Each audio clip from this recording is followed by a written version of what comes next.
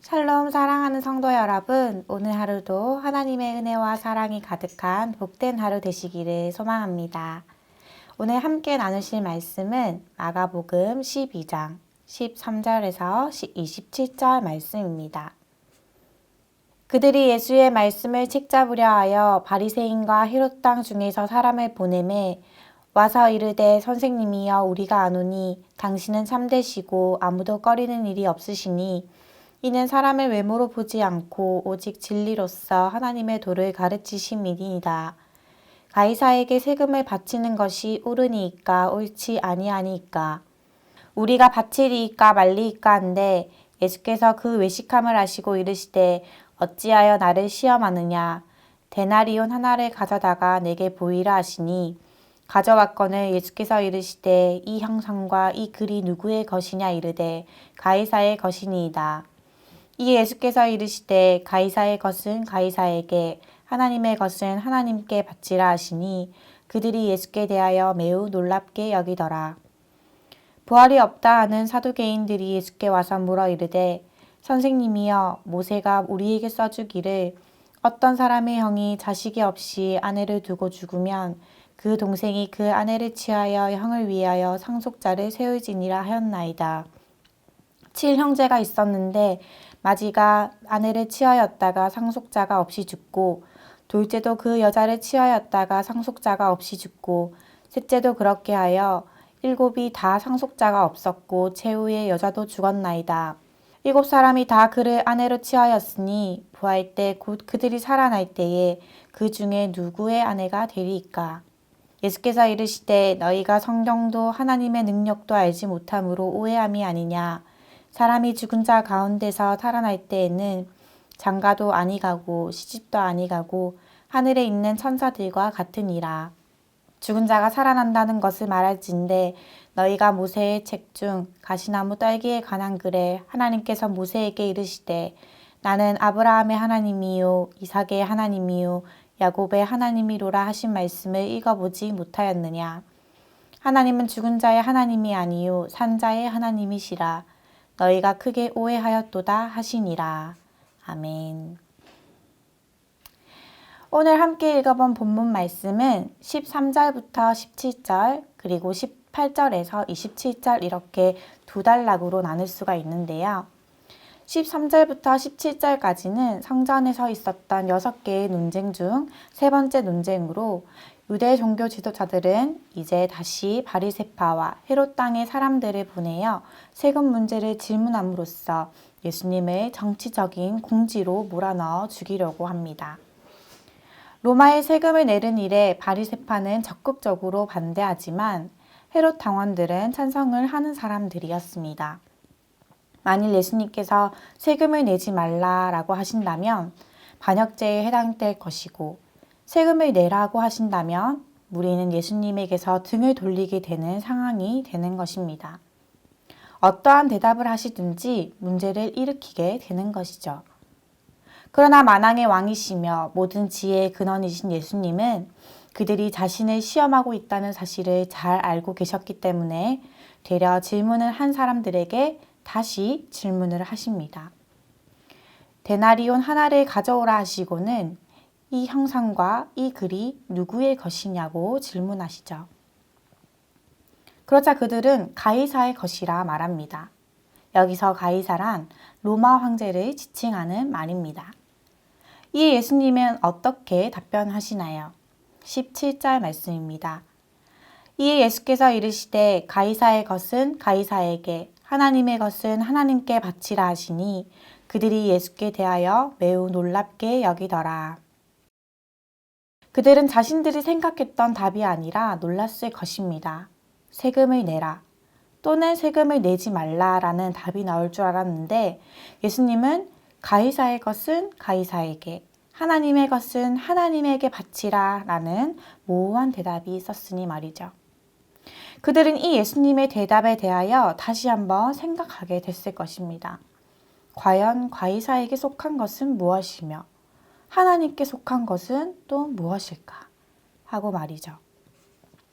이처럼 예수님은 자신을 궁지에 빠뜨리고자 했던 그들에게 다시 질문을 하시며 그들이 그 질문에 답을 할 수밖에 없게 만드시고 그들의 동기와 충성심을 깊숙이 헤아려 보도록 유도하십니다.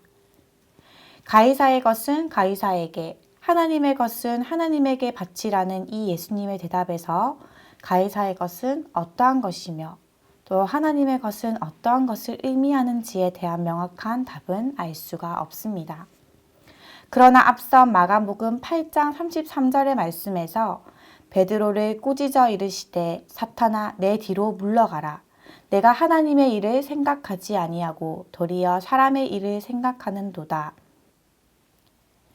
베드로를 꾸짖으시며 하나님의 것에 헌신하도록 말씀하신 이 말씀에 비추어 본다면 예수님이 말씀하신 이 가이사의 것이란 이 세상에 속한 것들, 또 도래할 하나님 나라 앞에서 사라져 버릴 것들이며 하나님의 것은 예루살렘의 십자가에서 이루어질 예수님의 사역과 관련이 있다고 볼 수 있죠. 그러므로 이 말씀은 우리의 마음에 누구의 형상이 그려져 있는지를 묻는 물음인 것입니다. 사랑하는 성도 여러분, 우리의 마음에는 어떤 형상이 그려져 있으십니까? 가이사의 형상입니까? 하나님의 형상입니까?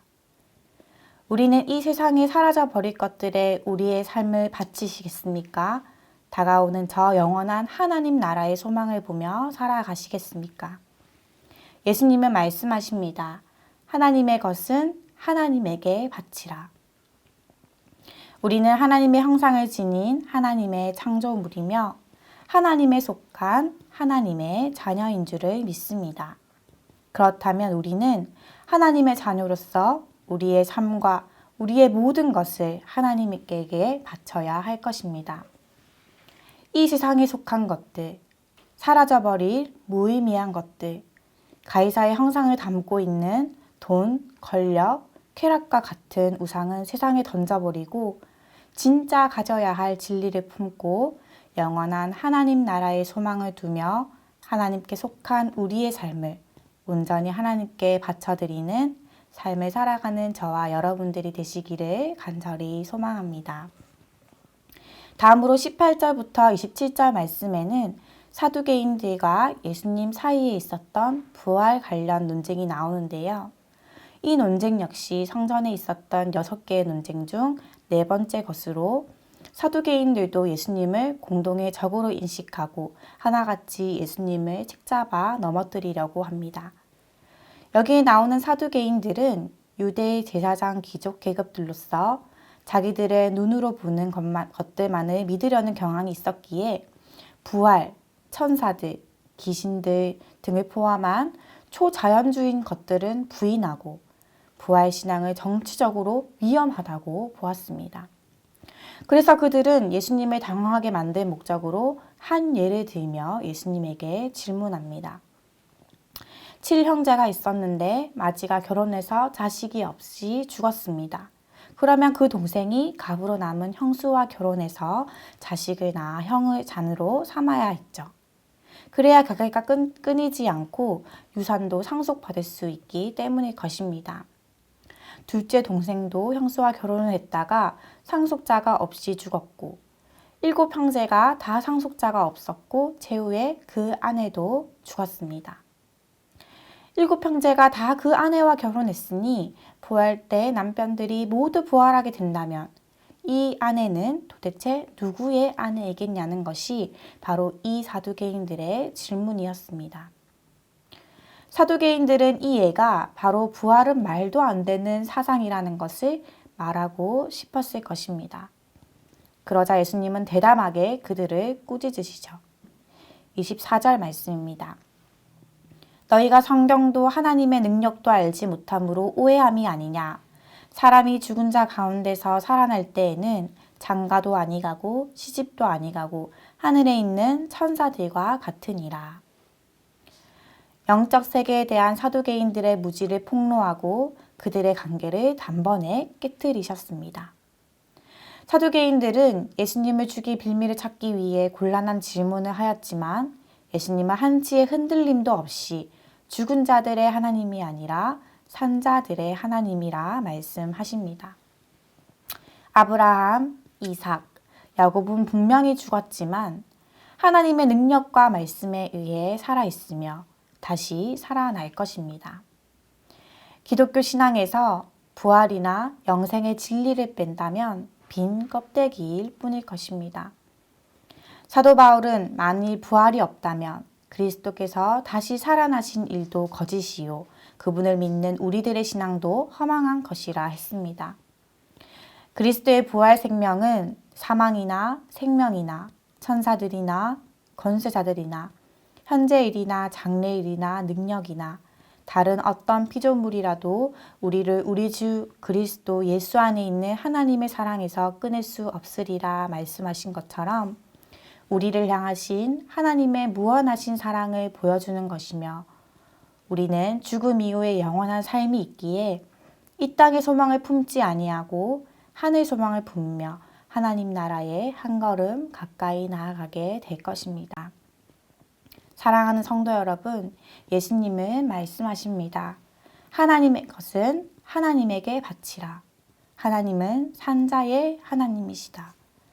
우리는 이 말씀을 기억하며 우리의 삶을 온전히 하나님께 바치고 영원한 생명과 부활을 바라보며 이 땅에 썩어질 것들의 소망을 품지 않고 하늘 소망을 품으며 믿음으로 나아가는 저와 여러분이 되시기를 간절히 소망합니다. 함께 기도하겠습니다. 하나님, 오늘 주신 말씀을 통하여 깨닫게 하시니 감사합니다.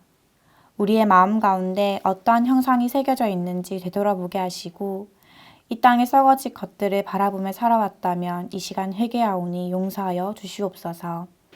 우리가 삶을 살아갈 때 이 세상에 속한 헛된 것들을 바라보지 않고 하나님께 온전히 우리의 삶을 드리는 삶 살아갈 수 있도록 인도하여 주심으로 예수 그리스도의 십자가 사랑과 부활 생명을 바라보며 하늘 소망을 품고 믿음으로 나아가는 우리 부산진 모든 믿음의 가족들이 되도록 인도하여 주시옵소서. 이 모든 말씀 예수님의 이름으로 기도드립니다. 아멘.